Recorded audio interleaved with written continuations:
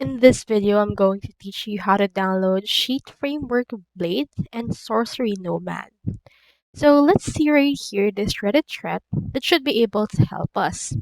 As you can notice right here, this user asked how to install the Sheath framework on the Quest 2 and they keep seeing mods that requires this particular framework. So in order to install this, as you can see, you can find it on the Nexus part. You can read the pinned comment on Nexus and you can see how it's gonna be installed. You can't install it directly because it's on the Nexus mods, and as of version 63 of the Quest, you can mod from external things. So you can just head over and then go to the Nexus and find out how to do it. Now, as you can see right here, this have some updates so far. You can do some external modding for this case. So you can head over and then use this on the Nexus part. So that's all there is today, and I hope this video will help you out.